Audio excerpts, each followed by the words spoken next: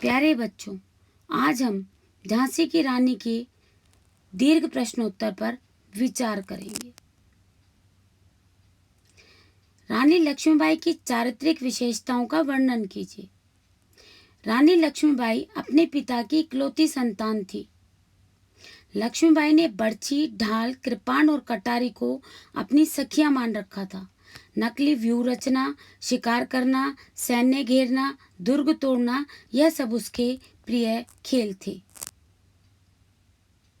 झांसी की रानी के युद्ध कौशल का वर्णन कीजिए। बच्चों, राजा की मृत्यु के बाद झांसी पर अधिकार करने के लिए लेफ्टिनेंट वॉकर सेना लेकर पहुंचा।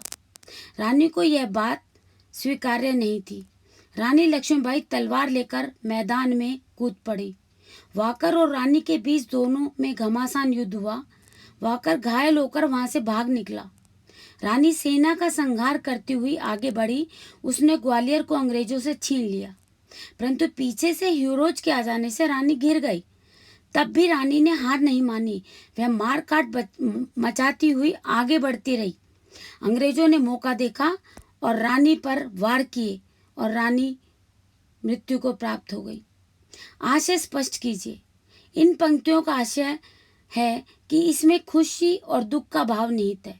लक्ष्मीबाई का विवाह झांसी के राजा के साथ हुआ, यह खुशी की बात है, परंतु यह खुशी अधिक दिन तक नहीं रही, क्योंकि राजा की मृत्यु हो गई और महल में अंधकार छा गया। बुझादीप झांसी का अर्थात राजा की मृत्यु होने पर डलहौजी मन में बहुत ही प्रसन्न हुआ। यहाँ पर राजा की दुखद मृत्यु और डलहौजी की प्रसन्नता का भाव झलक रहा है। झांसी के राजा की मृत्यु होने पर डलहौजी उस पर कब्जा करना चाहता था। दिखा गई पद। इन पंक्तियों में झांसी की रानी के प्रति सम्मान का भाव दिखाया गया है कि वह 23 वर्ष की आयु में, छोटी सी आयु में अपनी वीरता और युद्ध कौशल से भारत के लोगों को स्वतंत्रता की सीख देकर दुनिया से विदा हो गई। धन्यवाद।